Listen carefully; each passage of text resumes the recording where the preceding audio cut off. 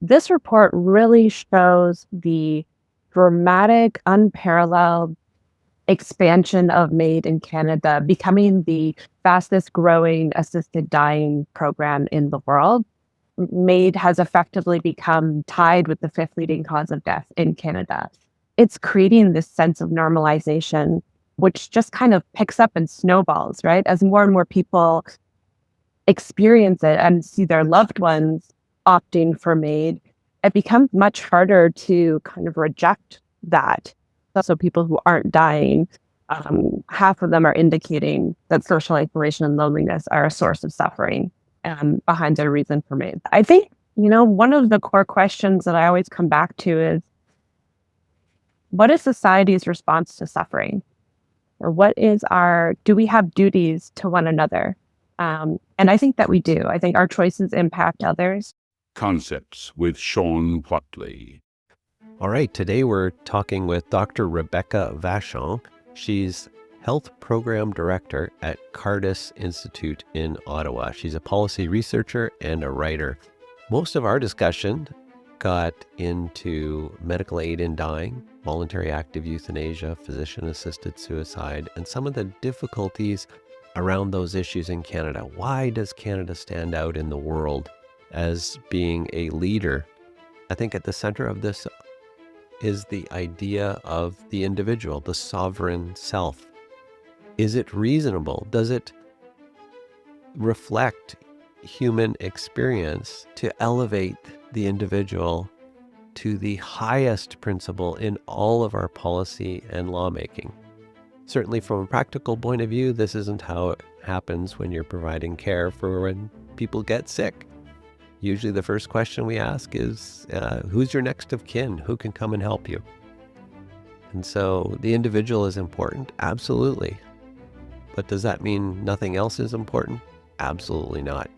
Had a great discussion. I really appreciate you dropping by. Please hit subscribe or like. It really makes a difference for the show. And I hope you enjoy it as much as I did. Welcome, Dr. Vachon. Thanks for having me. Great. I really appreciate this opportunity. We have a whole bunch of articles and reports and literature that I'm hoping we can touch on. I wanted to start, though, with something that Cardus put out. And you weren't the author, but I believe you were intimately involved in bringing this to bear. And the title of the report is From Exceptional to Routine, The Rise of Euthanasia in Canada. Can you just give us a summary of what you found in that report? Yeah, so first off, a shout out to the author that wrote this piece, Alexander Rakin, who's done a lot of investigative journalism and is a fellow with a policy think tank in the US as well. And this report really shows the dramatic, unparalleled expansion of MAiD in Canada, becoming the fastest growing assisted dying program in the world. And so the author looks at the data that's come out of Canada and contrasting that with other international jurisdictions and just showing how fast that rise is, to the point where now MAiD has effectively become the tied with the fifth leading cause of death in Canada. And the contrast as well to what the expectation was. If you look back at the Carter decision, at what the trial court said, what the Supreme Court said, if you look back at what the government was telling us when the legislation was put together, the idea was very much, this is for exceptional circumstances. This is when all else has failed. We've tried everything, the most desperate moments of unbearable suffering, and this very rigorous system that will be gone through to make sure that everything is done properly. And that's not the reality of what's happening. Now it's normalized. Now it's so deeply entrenched in the healthcare system that it is just commonplace. Yeah. And why do you think this has happened? I think there's a lot of different factors going on. I think part of it is just the way the system was structured to begin with. When you don't have definitions for things, like when the legislation originally was put forward in 2016. It restricted MAiD for those whose death was reasonably foreseeable. It did not define reasonably foreseeable, which meant that the interpretation varied considerably among clinicians. As opposed to, for instance, if you look at US states that allow assisted suicide only, where the patient is self-ingesting a medication, those are restricted to people who death is their prognosis is 6 months, right? They're terminal illness.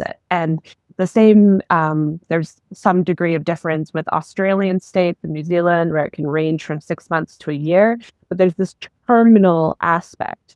And that appears to be associated with slower growth of assisted dying in those jurisdictions. Whereas in Canada, we have this more in line with the Benelux countries, Belgium, the Netherlands, where you don't have these very clear definitions. It's not a clinical term.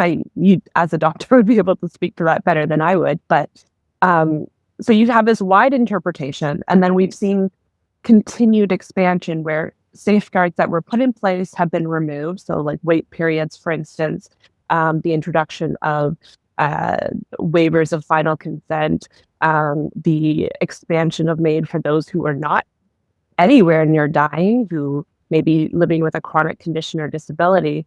So with all of that in mind, I think that creates conditions where you can have that kind of rapid growth. There's surely other systemic issues as well. If you're having difficulty accessing disability supports, if there's issues with the coverage of palliative care and access to timely, high quality palliative care, if you have difficulty getting a primary care physician, all of those factors I think can play in as well. So you have this really complex intersection of sort of the legislation was set up, problems within the existing social system, and creating this really rapid, phenomenally lethal approach to assisted dying in Canada. I've always found it fascinating that California allows people to have physician-assisted suicide. So in other words, a doctor or I guess a nurse practitioner will give the patient pills that the patient will take on their own to end their life. So that's physician-assisted suicide. And that was legalized in California, I believe in 2015, the same year that we overturned our prohibition. Yeah, the programs have been operating for the same amount of time and comparable population size as well, which is interesting. Right. And some may even argue similar political social views, whereas in Canada, we legalized physician-assisted suicide. So a doctor gives you the means to end your own life, and voluntary active euthanasia. So someone else ends your life for you. And maybe you could speak to what's the percentage breakdown. Isn't it mostly on the voluntary active euthanasia cohort that we're seeing all of the MAiD in Canada? Yeah, so medical assistance in dying is the term that was put in the legislation, and it refers to both what they describe as clinician-administered assisted deaths and self-administered. But as you're saying, the clinician-administered, so when the doctor or nurse practitioner is giving a lethal injection, essentially, that is all but a handful of MAiD deaths every year. So in 2023, it was less than 5 that was self-administered by the patient, and all of the rest of the over 15,000 deaths in 2023 were clinician-administered. And even in the cases of self-administered in US states, the doctor is providing the prescription, but very much the agency is the patient who must fill the prescription, go home, set up the circumstances, and be the one to do that act. Whereas in Canada, it's still under the supervision of the clinicians who can then step in and provide euthanasia if it's not successful, because that can happen, or if that person doesn't die from the self-administered dose within a set amount of time, for instance. So it's a very different kind of mechanism. And that raises questions, I think, about the person's autonomy. Are there pressures created when you have, a scheduled appointment with that person coming in? Is it harder to say, no, I don't want it to change your mind at that moment when everything's set up, they're there? Is there a difference when you have kind of delegated that responsibility for ending your life to someone who has the moral authority of a doctor, the sort of clinical expertise? Does it change the nature? It's hard to know exactly. It's hard to do a study on what the patient is experiencing in that moment, because in most cases they die shortly thereafter. But um, I think that it does change the autonomy equation, even though autonomy is so fundamental to the arguments towards allowing assisted dying. Do you think there are cultural differences such that Canada is now at a point where we think this is normal? Have you turned your mind to that, sort of the cultural assumptions required to get to a point where so many people would see this as a normal and good thing to do? Yeah, I think we definitely have normalized it in Canada. I think it's very it intersects with the procedural. So the fact that it is part of the healthcare system, I think creates this idea of normalization. The fact that unlike places like New Zealand and some Australian states where it must be requested by the patient, the conversation must be initiated by the patient. In Canada, that is not the case. There's no prohibition on that. So a physician or a nurse practitioner or other medical professionals can raise it as an option, which kind of creates this sense of it's almost like a treatment. It's that it's something that you can do instead of X, Y, or Z. And we've seen cases in the media that have been reported on where people are receiving these kinds of offers unsolicited on their way in for cancer surgery, for instance. Have you considered MAiD? So you have this really strange dynamic, and even Health Canada's model practice standards, they mention the idea of raising it so that people are aware of their options and such. And there's just so much that is problematic about that. Um, I mean, there's a lot of ways we can go into this, but when you have a diagnosis, like if you're having a conversation with a doctor, they give you a diagnosis and they're mentioning MAiD in the same breath, you haven't had time to adapt to that.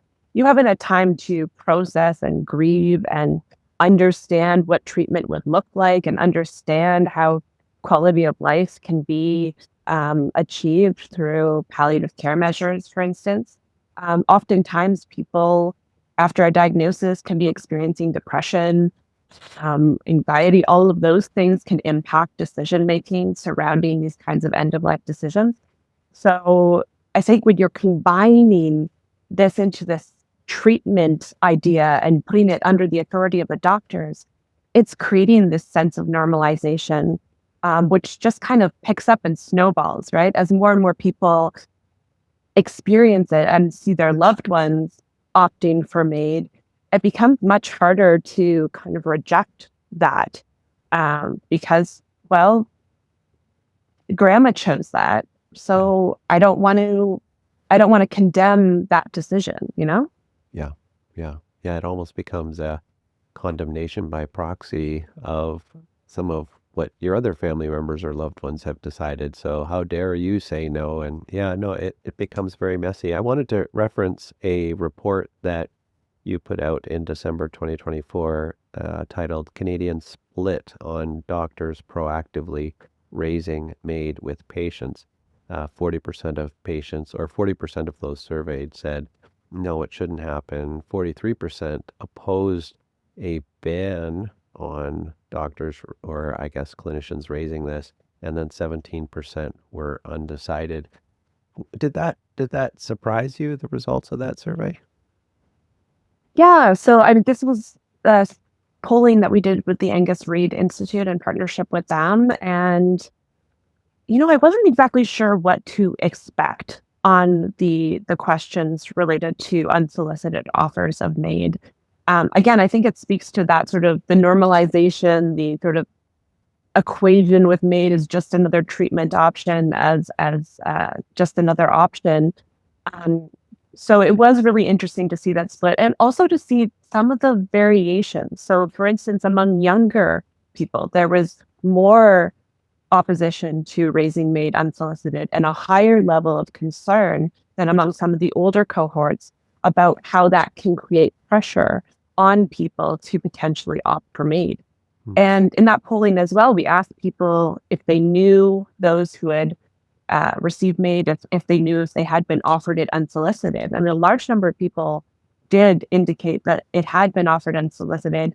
And of those people, there were quite a number that their loved one went through with it. So it's, I think Canadians are split about a lot of these things, but the fact that there's kind of that even split, I think speaks to the fact that there is still, it's an area of concern for a lot of people, and that should be taken seriously. Yeah.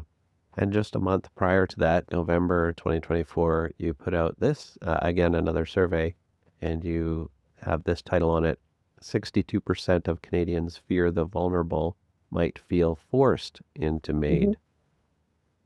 Yeah, and we asked a lot of questions in that survey, in that polling about people's experiences.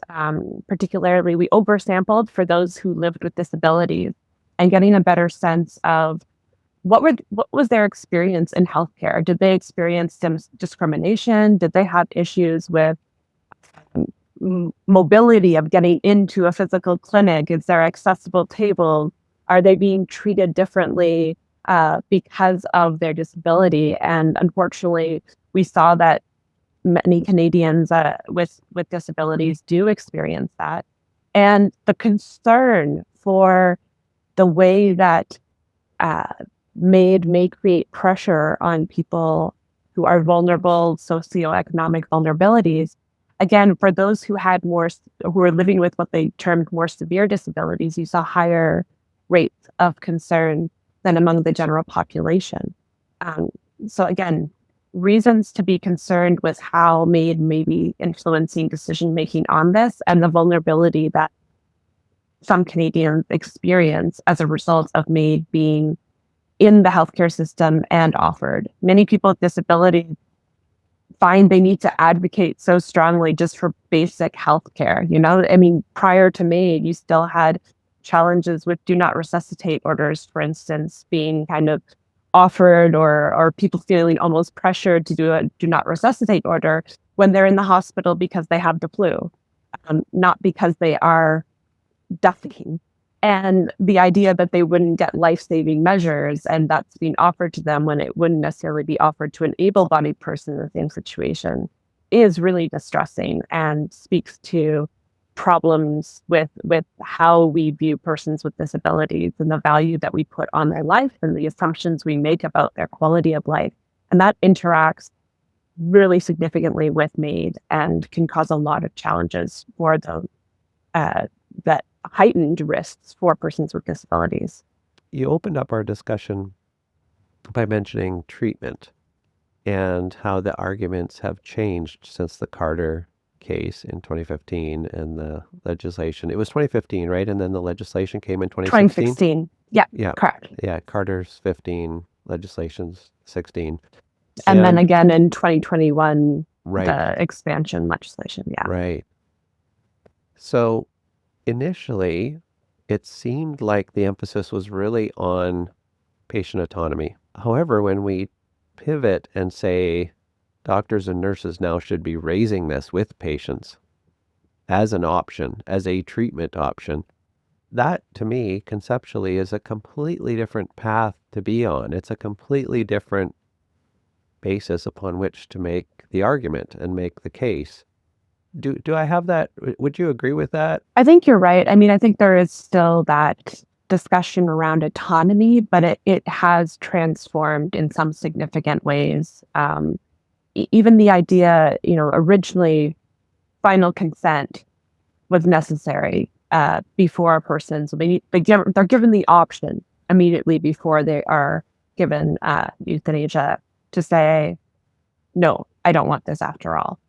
And we saw then in 2021 the introduction of these waivers of final consent. So if the person might lose consciousness, for instance, or they might lose capacity, they can, while their MAiD death has been, scheduled, they've been approved, all that kind of stuff, they can say, well, it's scheduled for next Tuesday, if I am unconscious before that, then we can go ahead with the MAiD. So that opens up some problematic areas when you consider the autonomy, because you're removing that safeguard, you're removing that final decision. You're privileging someone's earlier autonomous decision with what they might want immediately prior to death. And then we've seen it go even further with Quebec bringing in advanced requests, whereby someone can say, basically, in such and such a situation, I would like to receive MAiD.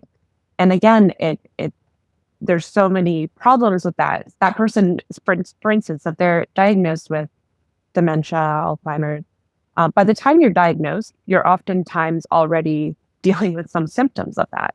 You're oftentimes already dealing with depression. So there's questions about the decision making at that moment. And it also is, there's a lot of stigma, there's a lot of fear. And so are the decisions being based primarily on that and your assumptions about what you're going to want at such and such time? And when it comes to then that moment, we've privileged this prior decision that might be based on misconceptions, it might be based on misunderstandings, fear, stigma, depression, with what the person in that moment might be experiencing, but is unable to vocalize or verbalize because of the state of dementia. So it really has had this shift from protecting autonomy as the primary goal to now ensuring that people can access MAiD based on a decision, but not necessarily the decision right before death. So I think that has changed the structure and introduces a lot of concerns, I think, about things like informed consent and things like the decision-making process. Yeah. So we talked about voluntary, active euthanasia. And I think it's important to use the actual terms because medical aid in dying is a catch-all phrase for all of this. And it's actually been picked up around the world now, groups in California and even in Europe. We saw recently the arguments in Britain where they have chosen to use this language because it is a way of capturing everything in one gigantic bucket, and then they can change the regulations without attracting too much attention. But this point of autonomy and consent, when you move from voluntary active consent, so someone is alert, conscious, competent to offer consent, to a position where they aren't able to offer consent, that new definition is called, I believe, it's called non-voluntary, not involuntary. You're not doing something against their will, but it's non-voluntary in the sense that they are unable to give consent. It's different than voluntary active euthanasia. And yet they have, at least my impression is that these changes the changes in procedures, the adopting of a whole new procedure with a new definition, especially around the issue of consent, it's a different thing that we're talking about. Is that fair to say? Yeah, and I mean, a lot of that change was brought in with the 2021 bill C7. And, that was on the basis of a lower court decision in Quebec, the Vachon decision that had said, you can't restrict it to reasonably foreseeable death. And instead of appealing the decision, as normally occurs when, you're striking down a law, normally it would be appealed up to higher courts, the government went and in the midst of the pandemic, brought about these massive changes. And one thing that I think has really struck me in reviewing some of the literature or writing from disability advocates and organizations was how awful this was in the midst of the pandemic, where many people are already feeling like they're fighting for their lives. who are already dealing with, the challenges surrounding who would get ventilator status, the ways in which the limitations imposed by the pandemic compromised their health further or made it more difficult for them to be with community, receive the support that they need, all those kinds of things. We bring in this bill. There isn't this sort of robust consultation with these affected parties, and you fundamentally are changing it from people who are dying, people who are going to die, and we're sort of speeding that up, ending their life earlier than otherwise, and now opening up to those who are not dying. And the advance waiver comes in at the same breath of we are going to allow you to make this decision earlier so that we can still end your life even when you have lost capacity. So I think that those do really change the nature of the process and have continued to change the ideas and the narrative and the culture surrounding MAiD as well. I believe the College of Physicians and Surgeons in Quebec spoke to the parliamentary committee suggesting that perhaps we should consider euthanasia for infants born with a severe illness. I wonder if you could tie that, or you're welcome to make a comment on that, but tie that into our palliative care situation for pediatrics in Canada. Yeah, and I mean, there's a lot of what we're talking about with the challenges of pediatric palliative care. There's a lot of those challenges exist with the adult population as well. So you kind of have this circumstance where with the adult population, you've introduced MAiD into a system that is already struggling to provide equitable, timely palliative care across the country. And some of those become more compounded with the pediatric population, which currently doesn't have MAiD available to it, but that was recommended for mature minors by one of the parliamentary committees, and there has been these discussions around it. And just sort of on the palliative care note, there's so much misunderstanding about what palliative care actually is that I think that also affects some of the decision making surrounding MAiD. So when we're talking about palliative care, oftentimes people assume we're talking about the last days of life, the very, very end of life, maybe 6 months, maybe a year. But the reality is it should be introduced at the point of diagnosis of a life-limiting and life-threatening condition. It is not after all treatments have failed and death is coming soon. It can be used in parallel with curative treatments and actually can do a lot to relieve the symptoms that are the side effects that may result from some of those treatments. It can help, if those treatments are ultimately not successful in the long term, it can help with the transition towards changing the care goals towards more comfort care rather than these interventions. So it can have huge impacts on quality of life. It can help improve the grieving process for the person and their family involved. All sorts of positive benefits, and oftentimes is very cost effective for the system as well, because it might help prevent people from having to go to the ER or receiving high intensity interventions when that doesn't actually match with the care goals. So there's the whole context there of the challenges of palliative care, introducing MAiD into a system of that. That would look even more stark if we start talking about MAiD for the pediatric population. There's so many challenges because, thankfully, there are a smaller number of children that need palliative care in Canada compared to the adult population. It is not, thankfully, it's not that most children will be dying as children. It's more rare. So you have a smaller population, which creates challenges for rolling out treatment, for doing research, all those kinds of things. And you also have this wide range of conditions and conditions and diseases that affect that. So again, that impacts some of the research and things surrounding that. But yeah, at the base of it is we know that many children in Canada who would benefit from pediatric palliative care are not receiving it, or they're not receiving it early enough. That the majority of children are dying in hospital, as opposed to being able to die at home or in hospice, and that remote and rural access is really problematic, that there are few centers that offer pediatric hospice care or that have the specialist palliative care teams there to provide that care. So there's a lot of ways that I think we're falling short of the needs that children have. And so I think it's very irresponsible to even be considering MAiD for a pediatric population when we don't have that care in place.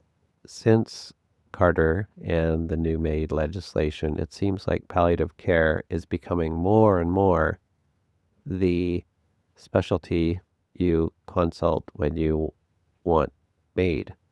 And I don't know if palliative care can recover from that, because some very vocal and active leaders in that community, shall we say, have been strong spokespeople and advocates for MAiD from within the palliative care community. And now I know this doesn't represent all palliative care physicians, but it's impossible for palliative care as a specialty to escape that change in assumption that we have as non-palliative care people.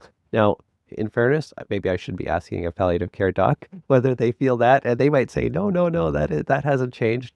But certainly, as someone who doesn't practice palliative care, my sense is, yeah, I'm not sure I want to send a patient there because I know the palliative care team at this or that organization has, 75% of them are really pro-MAiD, and maybe that's not where I want to send my patient. Do you have any thoughts on that? Yeah, I mean, I think it probably varies a lot depending on the practitioners. I co-authored a piece for the Hub, I don't know if it was last year or the year before, with two palliative care doctors talking about the negative impact of MAiD on palliative care provision. And it definitely has impacted it. So I wouldn't say that I think many palliative care doctors are adhering to the fact that the definition of palliative care includes not hastening death, and are trying to do everything they can to support that. One of the challenges is that it can take time for a palliative care team to get in there and address the challenges, right? It takes time to figure out what's at the heart of this suffering. Is it, what are the physical symptoms, but also what's going on psychologically, socially, relationally, because palliative care is this holistic approach that should address all of those things. And so you need time, right? It is not uncommon. Some of the palliative care specialists I've spoken to have noted the fact it's not like the desire for death is a new thing that has only come about since the introduction of the MAiD law. People commonly desire death when they're in a moment of acute suffering, whether physical or existential. And palliative care teams can address that, but they need time to actually work with the patient. And so if the MAiD team is called in and ends up doing sometimes on the same day or the next day MAiD provision, it doesn't give the palliative care team actually time to address the issues. So that is one problematic aspect. We've also seen that it can impact, the attention within if these beds are designated for palliative care and the nurses are having to divert their attention to deal with this patient who's requesting MAiD and the things surrounding the MAiD death. It can impact the resourcing. It can impact, the anxieties of people if they would benefit from palliative care, but they're afraid that it's going to result in them being provided MAiD. That can cause issues. So I think that there are real concerns, and I hope that we're able to really create improvements in palliative care in a way that keeps it very separate from MAiD, because they're very, very separate things, completely antithetical, I think, to one another. And the best way to ensure Canadians have an informed choice at the end of life is to make sure that they have access to high quality, timely palliative care that is addressing their suffering before it gets to a point of being unbearable and irremediable. And if we can do that before MAiD enters the picture, I think we would have a lot less people who end up opting for MAiD. One thing that really irritated me about the Health Canada reporting on MAiD is they're trumpeting the fact that 75% of people for the 2023 data who received MAiD had access to palliative care, which on the face of it sounds great. On the other hand, that means a quarter of the people did not receive palliative care. And even of the 75%, it tells us nothing about the quality of palliative care. It tells us nothing about whether it was provided in a timely manner.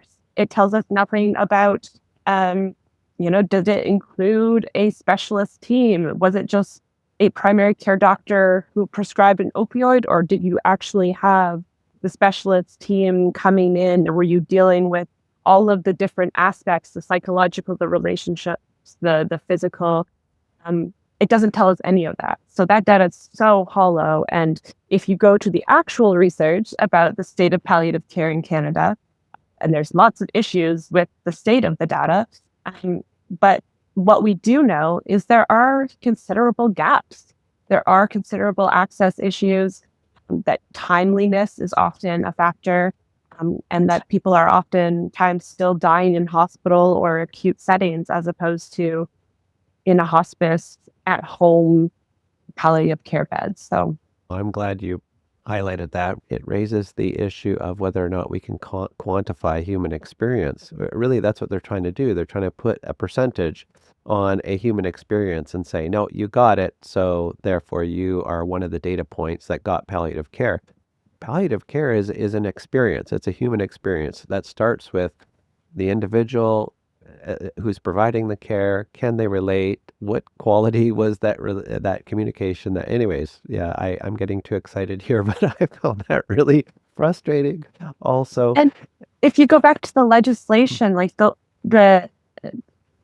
it's the work of Mary Sheriff from the University of Manitoba, who's a legal scholar, I think is really helpful in understanding this and basically showing the way that palliative care is sort of implied in the legislation as a safeguard, like that you need palliative care in order to access to it to make an informed decision.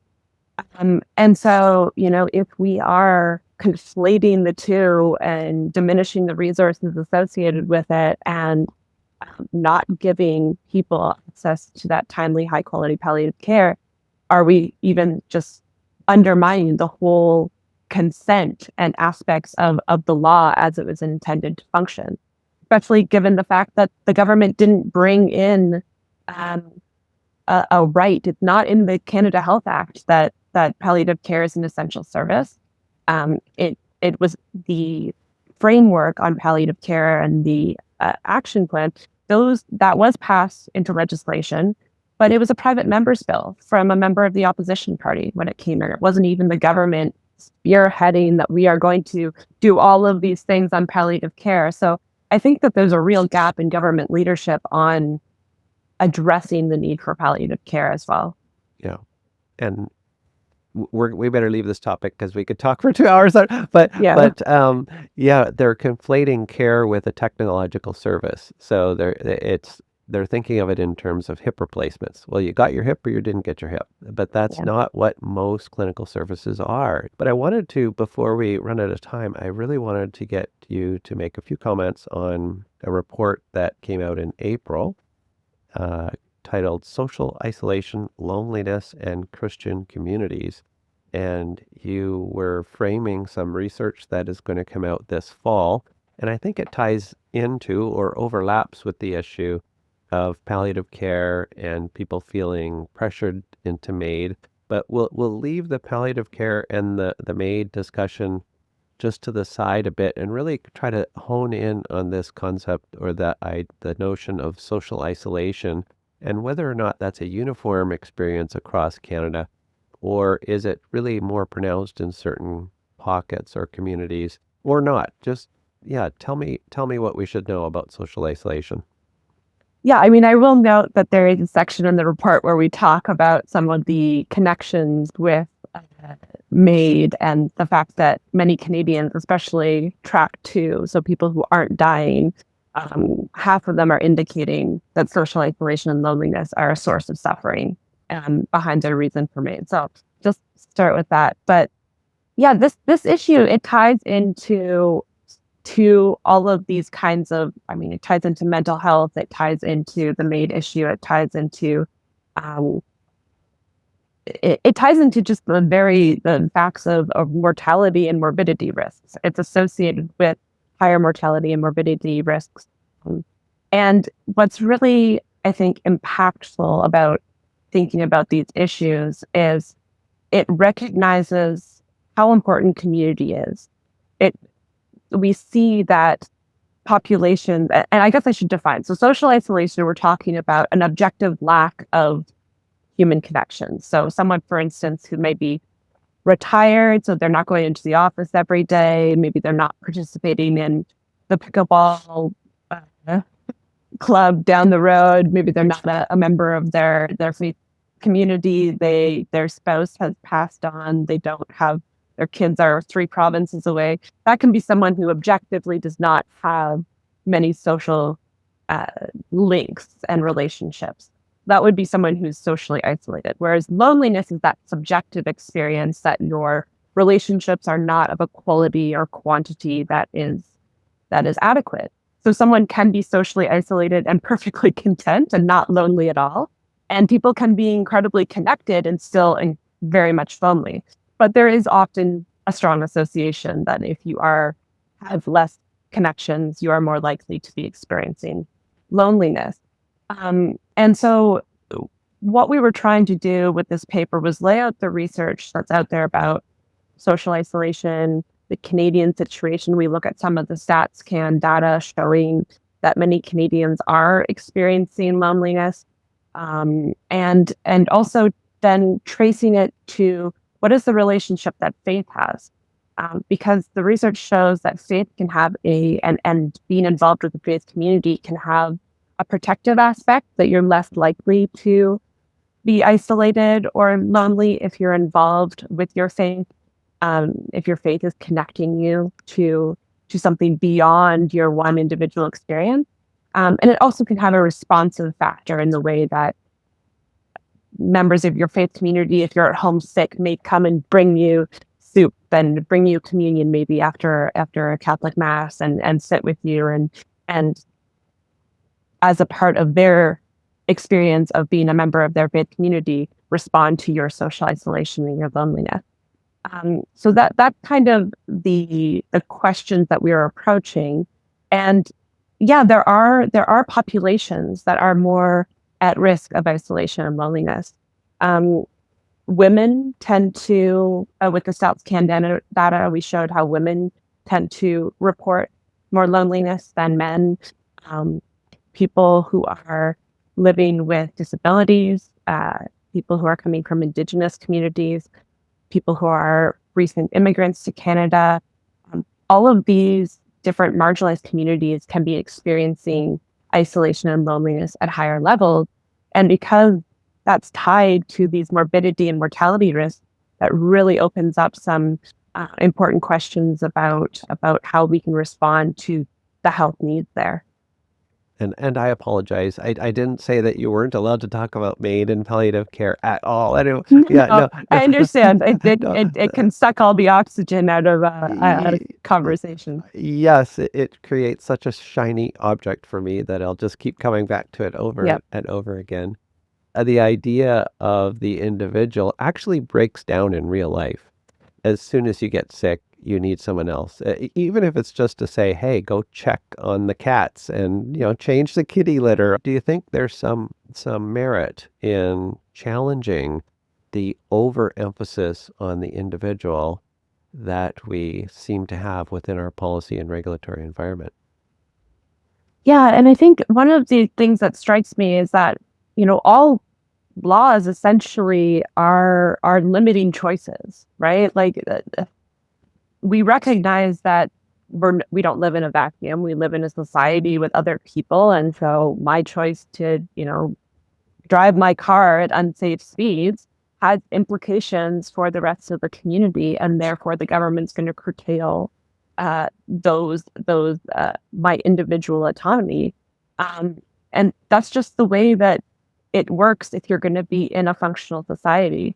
So even within the laws surrounding MAiD, that the very preamble, the very structure is indicating that we need to balance it with protecting particularly vulnerable Canadians. And I think by so many metrics, we have failed on that we have privileged these, this ability to make a certain choice, although I'd argue sometimes about whether or not it is a real choice. We privilege that at the expense of many others. And one of I guess if I could tie, and I'm kicking myself that I am forgetting the senator's name, but there's this one of the senators during the debates uh, on MAiD talked about how, maybe she would like to have MAiD as an advance request if she had dementia. She knew how difficult of an experience that would be. And she recognized that that might be what I want in that circumstance. But she pointed out, I have a lot of privilege. I have a lot of support systems. I have a high economic status. I'm, paraphrasing, but she points out that there are so many other people that don't have that privilege and that whose life circumstances, if we brought these kinds of changes in, MAiD in this expanded way with the bill in 2021, we are going to be putting their lives at risk. And that so my individual wish potentially to control my life in those ways cannot be at the expense of my community, and particularly those who are more marginalized. And I think we've lost a sense of that when we're talking about the MAiD issue. And I think that's critical to come back to, because even if you don't agree that inherently MAiD is wrong as a choice to be made, that that giving someone the right to take your life, that committing assisted suicide, even if you think that that is a totally legitimate choice, I think we need to be paying attention to that logic and saying that that choice cannot be at the expense of other people's rights and choices. Yeah, well said. The pushback I hear on that is you're sounding like a collectivist, and the communists were collectivists, and they forced us all to do the same thing. And so we have to be ready to push back against that and say, no, that's not what we're saying. We're not advocating for a one size fits all solution. However, in fairness, as soon as you start saying that family members actually are involved in this whole decision, and uh, someone at a conference recently raised the issue of the social contagion Yep. around MAiD, especially in the Indigenous communities, where you'll see one person, actually, it wasn't about MAiD, it was about suicide, Yep. and how their right to end their life, shall we say, becomes a social contagion, and it'll go through a whole community, and many, many people will end their lives. And so if we take the strictly individualist point of view and say, well, every individual has agency and they can do whatever they want, well, clearly that's not really operating in reality when you have this phenomenon of social contagion around suicide, and I would argue around MAiD as well. So we have to be more comfortable pushing back and saying, no, I'm not advocating for communism. I'm also not comfortable with this hyper individualism of saying that that's the only social unit that matters. That's the only thing we should think of in our policymaking. But anyways, Dr. Vachon, I wanted to ask you, is there something that we should be asking or thinking about that I haven't bothered to ask you? I think, one of the core questions that I always come back to is, what is society's response to suffering? Or do we have duties to one another? And I think that we do. I think our choices impact others, just as we were discussing, that our choices to end our life would affect the family, would affect our community, like you mentioned, that contagion aspect. I think we have a long way to go on addressing suffering in society.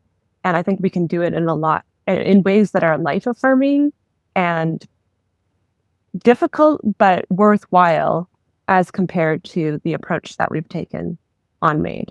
So That's great. Beautiful way to end it. If you've made it this far in the conversation, thank you so much. Please hit like or subscribe. Subscribing actually makes a huge difference. And I want to thank you, Dr. Vachon. This is fantastic. So thank you so much for being here today. my pleasure. Thanks for the conversation. You're welcome. Have a great day.